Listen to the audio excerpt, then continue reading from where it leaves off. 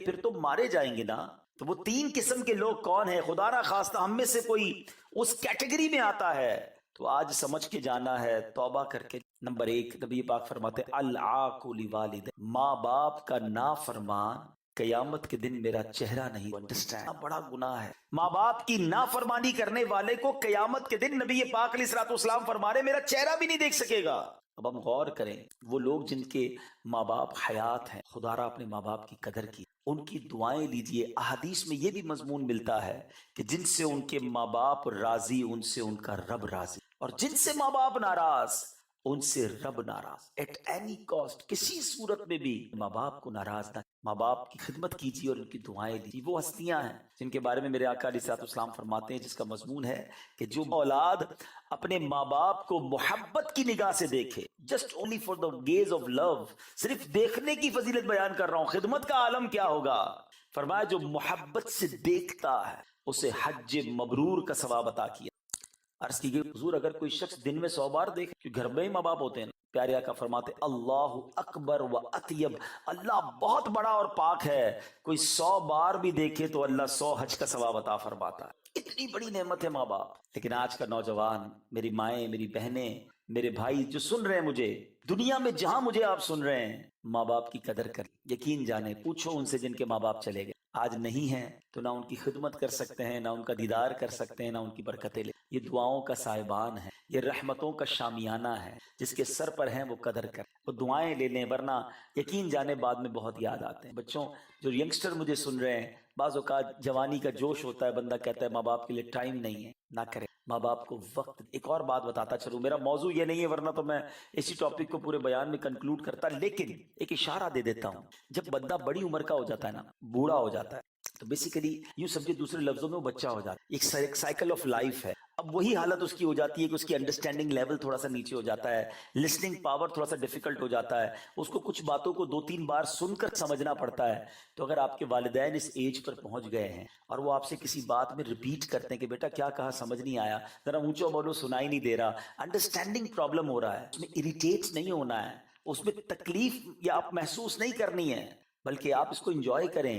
بچپن میں جب ہم چھوٹے تھے نا تو ہمارا ایک ایک جملہ ماں باپ 25-25 بار سنتے تھے. ہم بار بار ایک ہی سوال کرتے تھے، وہ منہ بھی چومتے تھے، جواب بھی دیتے تھے. یہ نہیں کہتے تھے بیٹا 4 بار ایک ہی بات کہہ رہے ہو. آج آپ کے بھی بچے ہیں، ہمارا چھوٹا بچہ ہم سے ایک ہی بات بار بار کرتا ہے، ایک ہی بات کو 4 بار سوال کرتا ہے، ہم جواب دیتے ہیں. تو اگر ماں باپ اس ایج پر پہنچ گئے ہیں تو ان باتوں سے اریٹیٹ ہونے کی بجائے ان کی خدمت کریں.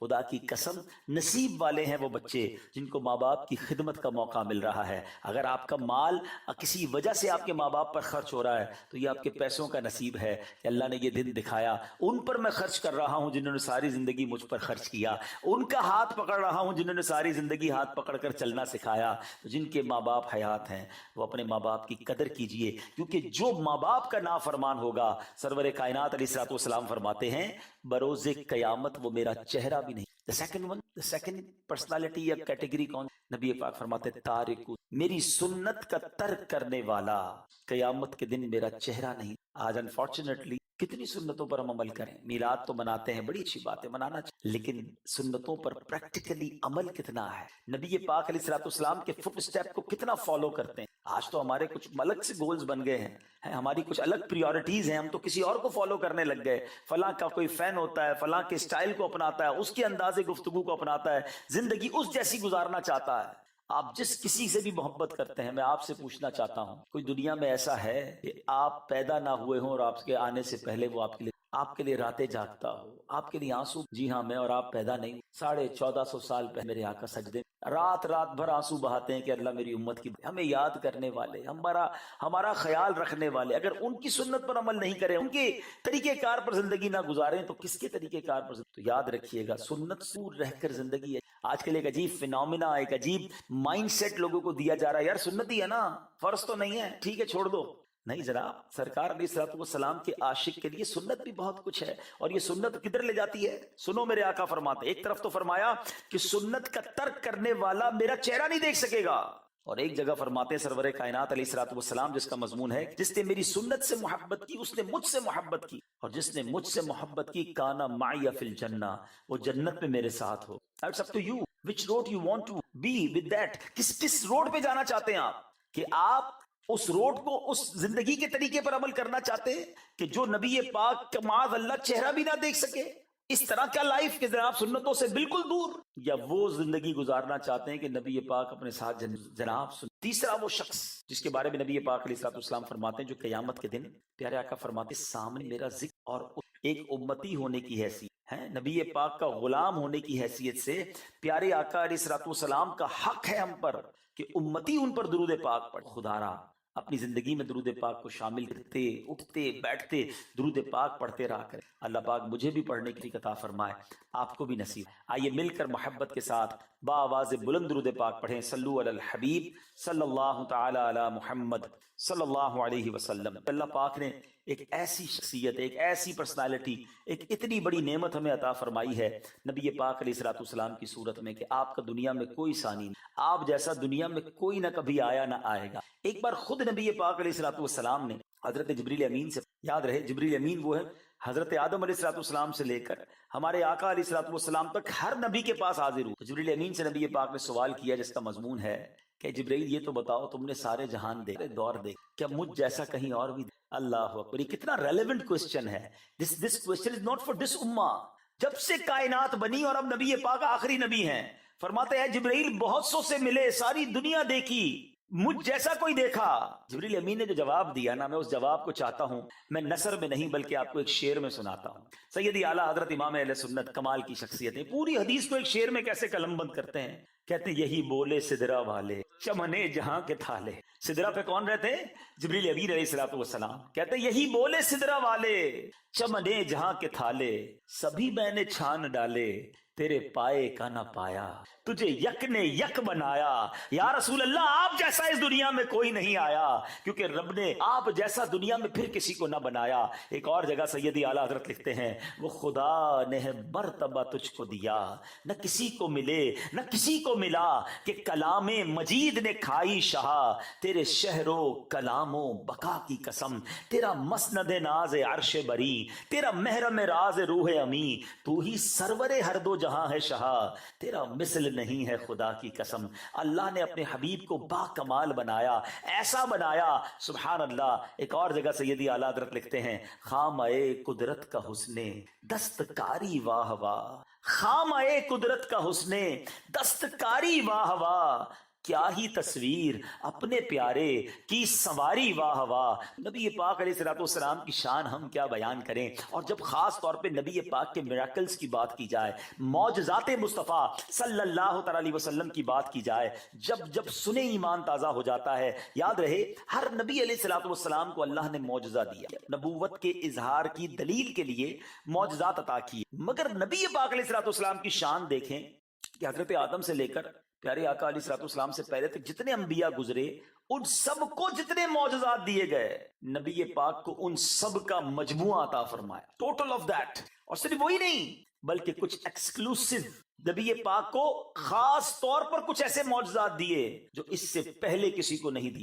اللہ اکبر، اتنی شان، اتنے معجزات کہ ہم بیان کرتے جائیں تو وقت ختم ہو سکتا ہے، کئی راتیں گزر جائیں گی. لیکن ٹاپک جو میں نے چنا ہے کہ کئی راتیں چاہیے، کئی دن چاہیے، بلکہ سچی بات ہے زندگیاں ختم ہو جائیں مگر نبی پاک علیہ الصلوۃ والسلام کا چرچا، ان کی بات کمپلیٹ نہیں. شاعر لکھتے ہیں نا زندگیاں ختم اور قلم ٹوٹ گئے، آقا تیرے اوصاف کا ایک باب بھی پورا نہ. آپ کے اوصاف کو ہم کیسے کنکلوڈ کر سکتے ہیں؟ مگر جو میں ٹاپک آج آپ کے سامنے رکھنا چاہتا ہوں، whenever we talk about the miracles of رسول اللہ صلی اللہ علیہ وسلم، سبحان اللہ، there are extraordinary، اتنے شاندار معجزات ہیں کہ عقل حیران ہو جاتی ہے کہ اللہ نے اپنے حبیب کو کیسے کیسے پاور دیے، اسپرچول پاور بھی دیا، فزیکل پاور بھی دیا، آپ کی زبان میں بھی تاثیر دی، آپ کی نگاہیں بھی باکمال ہیں. اللہ اکبر. میں نبی پاک کی جوانی اور جوبن کی بات نہیں کرتا، ایک ہی میراکل کو بات کرتے ہیں کہ پیارے آقا علیہ الصلوۃ والسلام جھولے میں بچہ جو ہوتا ہے، نارمل بچہ، ہمارے بچے تو بڑے کمزور سے، ان کی تو کہتے ہیں گردن پر بھی ہاتھ رکھو ورنہ گردن بھی لڑک جائے گی،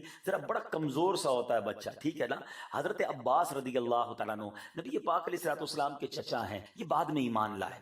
جب یہ ایمان لائے نا تو کہتے حضور ایمان تو ابھی لایا ہوں، مگر آپ کی طرف سے خاموش اسلام کی دعوت پہلے ہی، انسپریشن تو میں نے آپ سے پہلے ہی حاصل کر لی. جب آپ جھولے میں تھے یا رسول اللہ صلی اللہ تعالی علیہ وسلم، میں آپ کو دیکھتا تھا، آپ جس طرف انگلی اٹھاتے تھے چاند اس طرف، آپ جدھر اشارہ کرتے تھے چاند اس طرف جاتا تھا. میں نے جھولے میں آپ کا یہ کمال دیکھ لیا تھا، ایمان تو بعد میں لایا. اللہ اکبر. نبی پاک علیہ الصلوۃ والسلام سے چچا کہہ رہے ہیں. اب چھوٹا سا باریک سا نقطہ پیش کر رہا ہوں. بہت سارے لوگ یہاں بیٹھے ہیں، ہمارے بزرگ جب ہمیں ملتے ہیں تو ہمیں کہتے ہیں بچپن میں تم یہ کرتے تھے ہوں گے. ہمیں تو یاد نہیں، ہم چھوٹے تھے، بچپن کی باتیں ہمیں تو نہیں پتا ہوتی، ہمارے بزرگ ہمیں بتا رہے ہوتے ہیں. مگر نبی پاک نے یہ نہ کہا کہ چچا جان مجھے نہیں معلوم جھولے میں کیا ہوتا تھا. آقا فرماتے ہیں جی چچا، جس طرف اشارہ کرتا تھا چاند اس طرف جاتا تھا. میں چاند سے باتیں کرتا تھا، چاند مجھ سے باتیں، اور چاند اللہ کی بارگاہ میں جو تسبیح کرتا تھا اے چچا میں اس تسبیح کو بھی سنا کرتا تھا. اللہ اکبر. میرے آقا وہ ہیں جو ابھی پنگوڑے میں ہیں، ابھی جھولے میں ہیں، اور سماعت کا عالم یہ ہے کہ چاند کی تسبیح کی آواز سن رہے ہیں. پاور کا عالم یہ ہے کہ جدھر اشارہ فرما رہے ہیں ادھر کو چاند جا رہا ہے. پھر کیوں نہ بریلی کے تاجدار لکھیں کہ چاند جھک جاتا جدھر، اگلی اٹھاتے مہد میں کیا ہی چلتا تھا، اشاروں پر کھلونا نور کا. تو there are so many miracles. مگر ایک کمال کی بات آج میں بتاؤں. علماء کہتے ہیں کہ نبی پاک علیہ الصلوۃ والسلام کے جتنے معجزات ہیں نو ڈاؤٹ there are، مگر جو کیلیبر ہے، جو نبی پاک کا سٹیٹس ہے، اس کے مطابق تو یہ نارمل سی باتیں ہیں. نبی پاک کا جو مقام ہے نا اس کے مطابق ہے نا کمال. چاند کے 2 ٹکڑے کرنا، اس کو واپس پلٹانا، کنکریوں کا کلمہ پڑھنا، نبی پاک کے لیے درخت آ کر سجدہ کرتے، جانور گفتگو کرتے، یہ ساری باتیں نارمل ہیں. پیارے آقا کا جو مقام ہے یہ سب اٹ از نارمل فار ہم. اسپیشل 2 ہی معجزات ہیں جو نبی پاک کے کیلب اور آپ کے سٹیٹس کے مطابق ہیں. وہ کون سے ہیں؟ علماء کہتے ہیں ایک ہے معراج کا، جب اللہ کے حبیب علیہ الصلوۃ والسلام کو رب نے اپنے پاس اپنا دیدار کرا. یاد رہے کائنات میں کوئی اور نہیں ہے جس نے اللہ کو اپنی آنکھوں سے دیکھا ہو، جاگتی آنکھوں سے دیکھا ہو، کلام اس طرح کیا ہو اور دیدار بھی کیا ہو. صرف نبی پاک علیہ الصلوۃ والسلام کو یہ مرتبہ اور یہ شان عطا کی گئی. اور ایک چلیں چھوٹا سا مسکنسیپشن بھی ساتھ ساتھ دور کر دوں. بڑی ڈیبیٹ ہوتی ہے کہ نبی پاک کے پاس علم غیب تھا کہ نہیں. یاد رہے یہ متفقہ اصول ہے کہ اللہ تبارک و تعالی اس کائنات کا سب سے بڑا غیب ہے، کیونکہ اس کو اس سے پہلے کسی اور نے نہیں دیکھا. تو جب رب عز و جل نے اپنا آپ ہی اپنے حبیب سے نہ چھپایا تو پھر اور کیا چھپانا ہے. سیدی اعلیٰ حضرت لکھتے ہیں اور کوئی غیب کیا تم سے نہا ہو بھلا، آقا جب نہ خدا ہی چھپا تم پہ کروڑوں درود. تو رب نے اپنے حبیب سب عطا فرمایا. تو بہرحال ایک ہے معراج. اچھا اب تک میں نے جتنے معجزات بیان کی ہیں، معجزات ہم آئی وٹنس نہیں ہیں اس کے، سنتے ہیں تو ایمان تازہ ہو رہا ہے. میں دیکھ رہا ہوں چہروں پر ایک خوشی کا سما ہے، کیونکہ نبی پاک سے جس کو محبت ہوگی نا وہ جب بھی پیارے آقا کا کمال سنے گا تو اس کا حوصلہ بڑھے گا، انتھوزیزم بڑھے گا، انرجی بڑھے گی. مگر we are not eye witness of those miracles. اب جو میں معجزہ بتانے جا رہا ہوں نا، اعظم المعجزات اسے کہا جاتا ہے، اور وہ معجزہ آج بھی ہمارے درمیان، ہم اس کو آج بھی دیکھ سکتے، ہم اس سے آج بھی برکت لے سکتے ہیں. سب سے بڑا معجزہ بھی ہے اور ہم اس سے برکت لے سکتے ہیں، وہ ہے قرآن مجید. نبی پاک کے قلب اقدس پر نازل ہوئی، سینہ مصطفیٰ صلی اللہ تعالی علیہ وسلم کو وہ پاور دی گئی کہ نبی پاک کی قلب اقدس پر قرآن کا. تو اللہ پاک نے یہ جو معجزہ عطا فرمایا، قرآن خود کہتا ہے اگر اس قرآن کو کسی پہاڑ پر نازل کرتے وہ پہاڑ ریزہ ریزہ ہو جاتا. سوچئے قلب مصطفیٰ کی طاقت کا عالم کیا ہوگا صلی اللہ تعالی علیہ وسلم. جب وہی نازل ہوتی تھی یہ پاک علیہ الصلوۃ والسلام کے اثار آتے، ایک کیفیت بن جاتی تھی. صحابہ ریئلائز کر لیتے کہ جبریل امین آئے ہوئے اور قرآن کی وحی کا سلسلہ جاری ہے. سورہ مائدہ کی تفسیر میں لکھا کہ جب سورہ مائدہ کا نزول ہوا نا تو اتنا بوجھ اس وحی کا تھا کہ نبی پاک ایک اونٹنی پر سوار تھے، وہ اونٹنی زمین سے لگ گئی کیونکہ اس بوجھ کو وہ بھی نہ اٹھا سکی. مگر قلب مصطفیٰ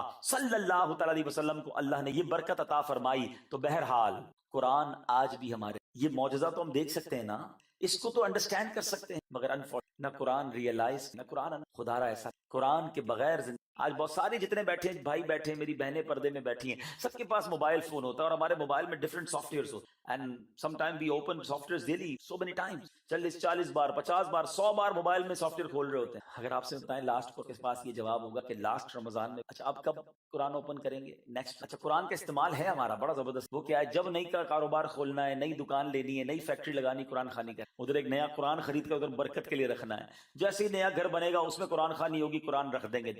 قرآن اس لیے کیا پیغام ہے، کیا میسج ہے ہمارے لیے، کیا لرننگ ہے، کون پڑھے گا سیکھے گا. اے نبی پاک سے محبت کرنے والوں، میں آپ کو آپ کے آقا علیہ الصلوۃ والسلام کے سب سے بڑے معجزے قرآن کی دعوت کہ قرآن سے کر لیں. اچھا ایک اور بات بتاؤں یہ جو موبائل فون یوز کرنے والے ہیں، جب میں اور آپ قبر میں جائیں گے نا، ہمارے سارے دیکھیں گے کہ یار 3 آن لائن نہیں، 4 دن ہو گئے آن لائن. میں آپ کو اپنی زندگی کا ایک واقعہ سناؤں پھر بات زیادہ سمجھ. ایک بار میرے پاس کسی بندے کی امانت تھی ایک فائل میرے پاس رہے، پرانی فائلیں چیک کر رہا تھا، وہ فائل نہیں، تو میں نے نمبر پہ 5 10 7 8 سال ہو گئے تھے رابطہ نہیں اٹھا، سارے فون بند، دونوں نمبر تھے دو، میں نے کہا کوئی بندہ ایسا ہوتا نہیں جو فیس بک پہ نہ ہو، میں گیا فیس بک ان کا نام ڈالا، تو سال ہو گیا تھا اس نے کوئی نئی پوسٹ نہیں لگائی، لاسٹ 1 ایئر سے ایکٹ ہوتا نہیں، کچھ نہ کچھ تو چل ہی رہا ہوتا ہے۔ میں اباؤٹ میں گیا، ان کے بیٹے کا پروفائل مل گیا، بیٹے کے پروفائل پہ پیچھے جاتا رہا ان کے بیٹے کا نمبر، میں نے کہا فلاں کے بیٹے کا والد صاحب سے بات کرائیں، جب سے وہ آف لائن، یہ بات میں بیانات میری آنکھوں کہ وین ایور وی ڈائی، ہمارے سارے میں کدھر گیا آن لائن نہیں اطلاع آئے گی، جب ہم قبر میں جائیں گے، قرآن قبر میں سے پاک قبول ہے، قرآن قبر میں شفاعت کرے گا، نور کا کام دے گا، خوش نصیب ہوں گے جو اتنا قرآن سے محبت کرنے والے، واقعات ملتے ہیں کہ وہ قبر میں جا کر بھی تلاوت کرتے ہیں، اللہ ایسی قرآن سے محبت دے، مگر پرابلم یہ ہے سب سافٹ ویئر آن ہیں، قرآن آف لائن ہے، قرآن کے ساتھ زندگی گزارو، یہ میرے رب کا کلام اور نبی پاک کا معجزہ ہے، مجھے بتائیے قرآن میسج کس طرح جواب دیجیے، زور سے جواب دیتے، اللہ کا ہی نام لے رہے ہو نا، اس میں کیا شرمانا، کس کا میسج ہے، اللہ کا میسج ہے نا، آپ پڑھے لکھے لوگ ہیں، کاروباری لوگ ہیں، آپ کی زندگی میں میسجز کی بڑی پریورٹی ہوتی ہے، بزنس مین کا آپ کے کسٹمر کا میسج آ جائے آپ فوراً رپلائی دیتے ہیں، کچھ لوگوں نے باکس پریورٹی ای میل رکھی ہوتی ہے کہ اس کی میل فوراً رپلائی جانی چاہیے، اس کا جواب فوراً جانا چاہیے، فیملی کا گروپ الگ ہوتا ہے، ان کو جلدی جواب جانا چاہیے، ان نون نمبرز بعد میں دیکھوں گا، پریورٹی نمبرز پہلے، لائف ہم نے اس طرح اپنی جس کو کہیں ڈسٹریبیوٹ کیا ہوا ہے، دنیا کے میسجز دینے کا جواب کا ٹائم ہے، اللہ کا پیغام قرآن اللہ کا میرے اور آپ کے لیے ہے، یو نو واٹ ایور اللہ تبارک و تعالیٰ سیڈ اس ان قرآن، ہمیں معلوم ہے، آپ کو معلوم ہے قرآن میں اپروکسیمیٹلی 88 یا 89 ٹائمز اللہ سبحانہ و تعالیٰ نے ڈائریکٹلی مجھ سے اور آپ سے بات کی، یا ایھا الذین آمنوا، ایمان والو، او یو بلیورز، کون ہے ایمان والے، ہم ہیں نا، آپ سے اور مجھ سے بات کی ہے، ٹھیک ہے قرآن پاک کا پورا 30 پارہ سارے رکوع پڑھنا سمجھنا ضروری تھا، مگر ایٹ لیسٹ یہ کیا 80 90 آیتیں نہیں پڑھ سکتے تھے کہ جناب اس کا ترجمہ پڑھتا، تفسیر پڑھتا، کسی عالم دین سے رجوع کرتا کہ مجھے بتائیے تو صحیح، میں مسلمان ہوں، 40 سال کا ہو گیا، 50 سال کا ہو گیا، اللہ نے قرآن میں مجھ سے بات کیا کی ہے، nobody want to know this۔ میں یورپ گیا، میں نے وہاں جا کے ان کو سمجھایا، میں نے کہا آپ اسپین میں بیٹھے ہیں، آپ کے گھر پر ایک لیٹر آتا ہے اسپینش زبان میں، کیا کرتے ہو، سائٹ پہ رکھ دیتے ہو، کہتے نہیں، کیا کرتے، کسی دوست کو بھیجتے، بتاؤ تو اسی کیا لکھا ہے، کوئی ضروری بات نہ ہو ہے، اگر کوئی ایسی چیز ہمارے پاس آ جائے جس کو انڈرسٹینڈ نہیں کر سکتے، کسی سمجھدار آدمی کو دیتے ہیں اور بتائیں کوئی نوٹس تو نہیں، کوئی لیگل معاملہ تو نہیں، آپ فوری کیوریوسٹی میں مبتلا ہو جاتے ہیں تاکہ یہ میسج مس نہ ہو جائے، یہاں پہ کوئی لیٹر مس نہیں ہوتا، کوئی نوٹس مس نہیں ہوتا، مگر زندگی گزر گئی، قرآن مس ہوئے جا رہا، سمجھے قبر میں چلے جاؤ۔ میں آج آپ کے لیے ایک واقعہ بھی لایا ہوں صرف ریئلائز کرانے کے لیے، ورنہ قرآن میں تو 100 کے قریب واقعات ہیں، اگر یہ واقعات بھی آپ پڑھیں تو پتہ تو چلے کہ کیوں واقعات بیان ہوئے، پچھلی قوموں کے کیوں واقعات بیان ہوئے، اللہ پاک نے یہاں کئی ایسے لوگ ہیں جن کو بہت نوازا ہے، میں آپ کو آئیے دنیا کے امیر ترین آدمی کا واقعہ وہ بھی قرآن سے سناتا ہوں، the richest man in the universe، یہ کون تھا، اس کے پاس کتنا مال تھا، یہ قارون کے بارے میں آتا ہے کہ یہ حضرت موسیٰ علیہ السلام کا چچا کا بیٹا تھا، فرسٹ کزن تھا حضرت موسیٰ علیہ السلام کا، بڑا نورانی چہرہ بھی تھا اس کا، اور یہ اس زمانے میں تورات کا بہت بڑا عالم بھی تھا، یعنی دنیا بھی ہر وہ چیز تھی جس میں لوگ ترقی کرتے ہیں، مالدار بھی تھا، حسین بھی تھا، فیملی بھی بڑی اچھی تھی، حضرت موسیٰ کا کزن تھا علیہ السلام، اور عالم بھی تھا، علم بھی رکھتا تھا، جاہل نہیں تھا، لوگ اس کا بڑا ادب و احترام بھی کرتے تھے، پھر اس کو زوال کیسے آیا، پھر سب کولیپس کیسے ہو گیا، پھر وہ تباہ و برباد اور اللہ کی بارگاہ سے مردود کیسے ہو گیا، ذرا ٹرائی ٹو انڈرسٹینڈ، یہاں بڑی فیملی والے بھی موجود ہیں، مالدار بھی موجود ہیں، گڈ لکنگ بھی موجود ہیں، لوگوں میں عزت بھی ہے میری اور آپ کی، میں آپ کو اپنے ساتھ شامل رکھ کے بات کر رہا ہوں، سب کچھ اللہ نے دیا ہے، اب یہ نہیں ہے سب کچھ رہے گا بھی، آخری گڑبڑ، ایسی غلطی، ایسی مسٹیک نہ ہو جائے کہ یہ سب جب چاہے میرا رب وتعز مالک۔ کیا ہوا تھا، حضرت موسیٰ علیہ السلام کے چچا یسر کا بیٹا تھا، اور اس کو لوگ منور کہتے تھے، اتنا چہرہ خوبصورت تھا کہ اس کو منور کہتے تھے، اس کے پاس بہت مال آ گیا، اتنا مال آ گیا کہ اس کے خزانے ایسے ہوتے تھے کہ خزانوں جو چابیاں تھیں اونٹوں پر لاد کر 40 اونٹ چلا کرتے، صرف چابیاں، ٹرائی ٹو انڈرسٹینڈ خزانہ کتنا ہو۔ حضرت موسیٰ علیہ السلام نے زکوٰۃ کا اللہ کی خرچ، اچھا اس زمانے میں زکوٰۃ جو ہے نا وہ 1000 پر ایک تھی، آج تو 100 پہ 2.5 ہے نا، 1000 پر ایک تو بڑا آسان تھا، یوں دیکھا جائے اس نے پہلے تو وعدہ کر لیا، بعد میں گھر جا کے کیلکولیٹ کیا، حال آیا پیسے ہی اتنے تھے، آج کے زمانے کے اگر ٹریلین ڈالرز ہوں تو وہ بڑے، اس کی زکوٰۃ بھی بڑی بنتی ہے، اس نے حساب کیا کہ یہ تو بہت بن جائیں گے، اب شیطان نے اس پر زکوٰۃ تو نہیں دینی، اب اس نے لوگوں میں بات یہ پھیلائی کہ موسیٰ علیہ السلام تمہارے مال پہ قبضہ کرنا، حضرت موسیٰ علیہ السلام کے خلاف کمپیننگ شروع کر دی، اور اس بدبخت نے کیا کہ ایک عورت کو انگیج کیا، ہائر کیا، اور اس نے کہا کہ تم جا کے حضرت موسیٰ علیہ السلام پر بھرے مجمع میں الزام لگا دینا. یہ میں قرآنی واقعہ سنا رہا ہوں آپ کو، انٹرسٹنگ بھی ہے اور عبرتناک بھی ہے. اور یہ سارا واقعہ سنانے کے پیچھے ایک مقصد یہ بھی ہے کہ ریئلائز ہو کہ قرآن میں کیا کیا موجود ہے. پڑھیں گے تو پتہ چلے گا نا. ہمارے بچے، میری بہنیں، میرے بچے سن رہے ہوں گے. آج بچے کیسی کیسی پتہ نہیں سٹوریز پڑھ رہے ہوتے ہیں. کتنا اچھا ہو کہ گھر میں سب مائیں بہنیں باپ بچہ بیٹھ کر کہے کہ چلو آج قرآن کی کہانی سن، اسٹوریز آف قرآن پڑھیں نا، انڈرسٹینڈ کریں اس سے. چلے جناب، اس عورت نے بھرے مجمع میں حضرت موسیٰ علیہ السلام پر برے کام کا الزام لگا. حضرت موسیٰ علیہ السلام، اللہ اکبر، جب آپ نے یہ الزام سنا تو آپ جلال میں آ گئے اور آپ نے کہا کہ اس عورت کو جب عورت لائی گئی تو آپ نے فرمایا اے عورت، تجھے اس اللہ کی قسم جس نے بنی اسرائیل کے لیے دریا کو پھاڑ دیا تھا اور عافیت کے ساتھ سلامتی سے نکال کر فرعون کو غرق کر دیا، سچ سچ کہہ دے واقعہ کیا ہے. حضرت موسیٰ علیہ السلام کا یہ جلال نبوت دیکھا، وہ عورت سہم گئی اور کانپ کر کہنے لگی کہ حضور، یہ قارون نے مجھے کثیر دولت کا لالچ دے کر آپ کے خلاف گواہی دے. اللہ اکبر. آپ نے پہلے تو سجدہ شکر ہے اللہ پاک کی بارگاہ میں شکر ادا کیا، اور اب آپ نے دعا مانگی کہ اے اللہ اب قارون قہر نازل. اللہ کے نبی سے اس نے جنگ کی نا، اب آپ نے دعا فرمائی کہ اے اللہ اس پر قہر نازل فرما. اب مجمع میں سے کہا کہ جو بھی قارون کا ساتھی ہے اس سے الگ ہو جائے، کیونکہ اب عذاب آنے والا. اس بدبخت کے دو ساتھی تھے جدا نہیں. اب حضرت موسیٰ علیہ السلام نے زمین پکڑ لے. تو اب قارون جو ہے گھٹنوں تک زمین میں دھس گئے. آپ نے دوبارہ زمین سے فرمایا پکڑ لے اس کو. اب وہ کمر تک دھس گیا. اب قارون بلبلانے لگا، رونے لگا، معافیا مانگنے لگا، میں آپ کا رشتہ دار، مجھے معاف کر دیجئے.